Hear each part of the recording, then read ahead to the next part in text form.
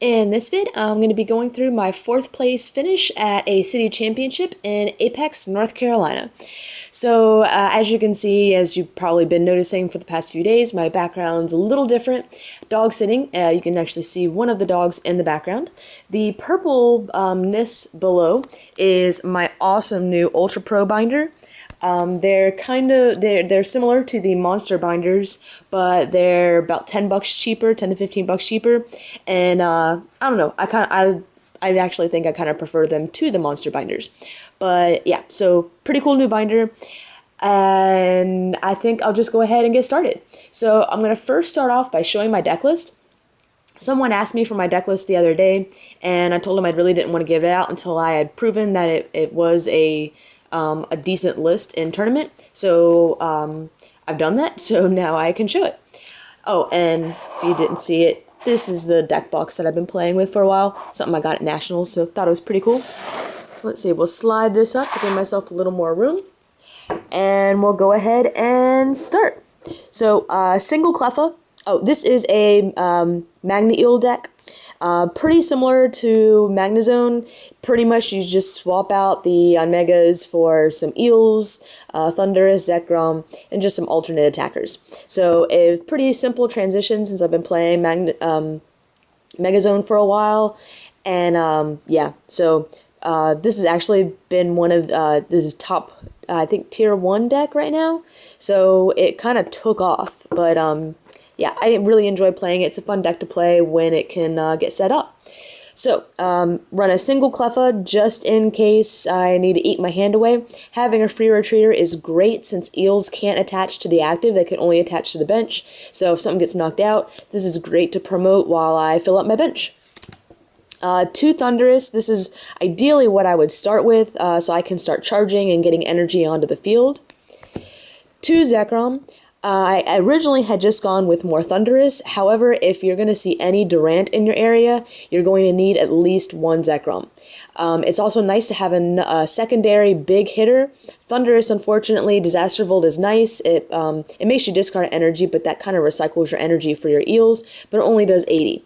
Zekrom, in addition to having a little bit bulkier HP, can be devastating 120, so it's great for getting some awesome knockouts.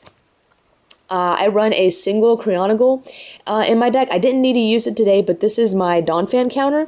Ice Shard says that if your opponent is a fighting type, it does 40 more damage. Since Donphan is weak to water, that means it's doing 70 times 2, which is 140, which is knocking it out in 1 hit. It's not the biggest help against other fighting Pokemon, but it's pretty much just a Donphan counter because they can get set up so fast. Other things like Machamp, pretty much Machamp is the only other biggest one I've seen, maybe Archeops, something like that. I pretty much have to rely on my other Pokemon just to be able to take it out. So I run a 3-3 line of the Eels. This is a great card, even though it's only a stage 1 and has a hefty 2 retreat cost. Dynamotor allows you to take an energy card from your discard pile and attach it to one of your bench Pokemon.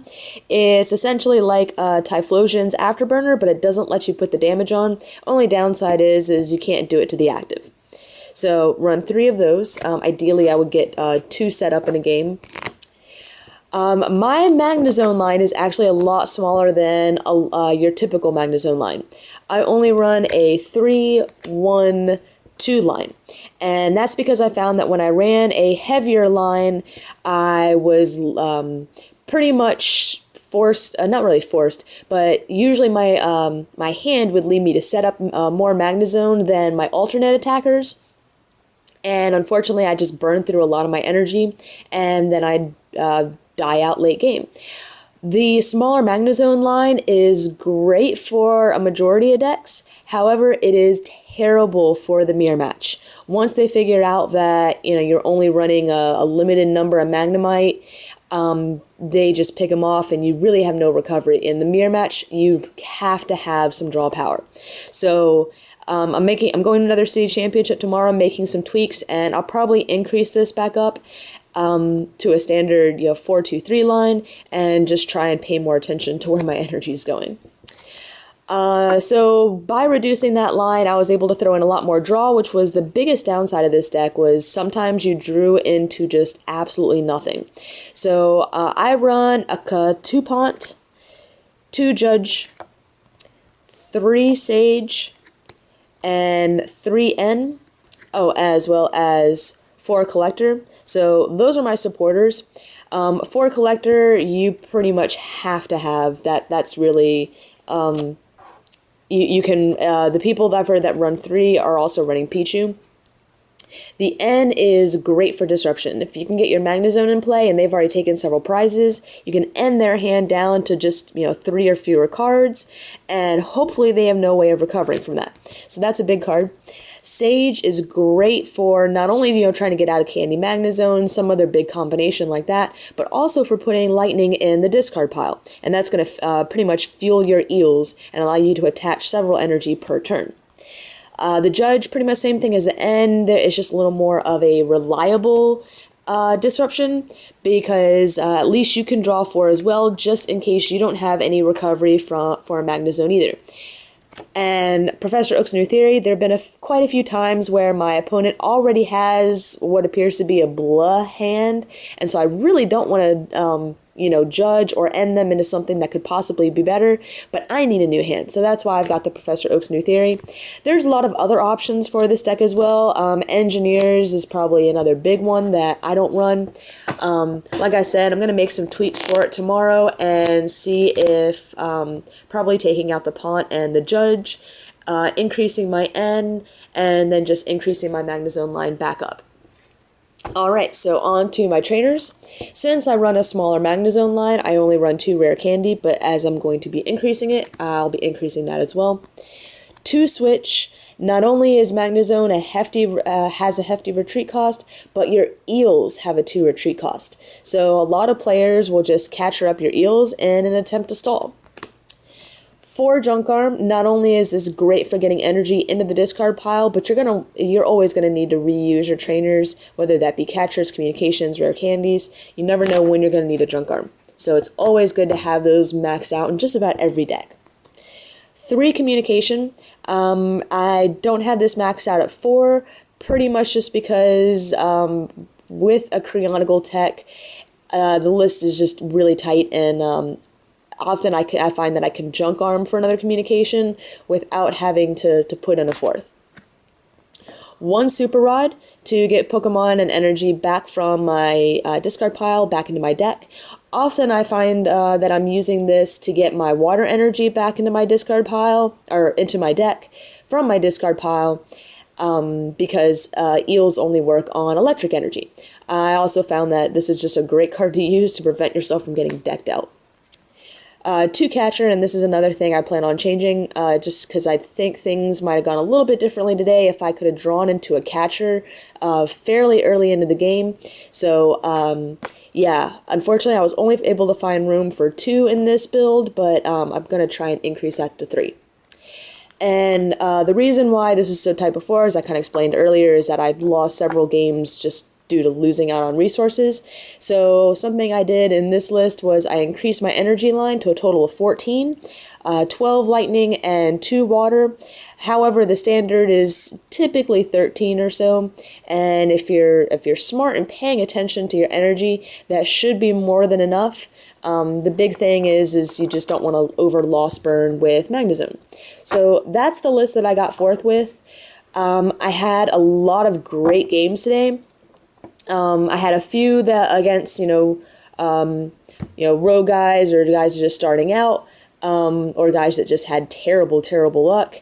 I won 1 game just based on time, and my only loss of the day was to the mirror match. I lost to the mirror match in the Swiss rounds, and then I lost to him again in Top Cut. So overall, I think it was a pretty good day. I was able to pull it out against a variety of different decks, so I'm pretty proud of that. And again, just that mirror match is what kills me. So making a few changes, going to play again tomorrow and see what comes from that. So now I'll go on to show the cards that I got for getting 4th. I got 4 packs of Noble Victory, so I didn't bring my camera with me, so I couldn't open them up on camera.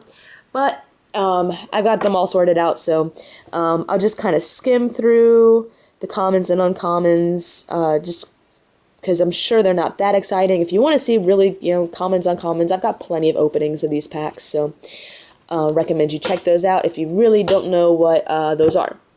4 code cards,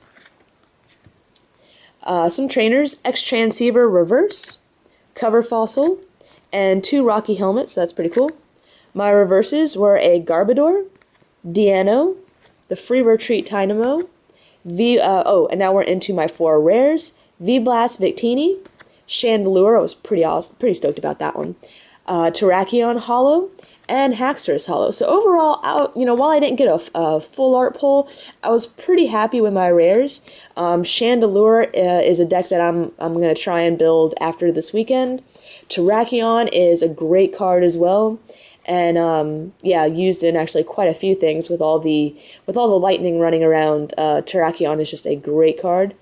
And Haxorus definitely isn't bad either. I did run across one deck running it. Luckily, I was able to catch it up before it could attack me, but still pretty awesome.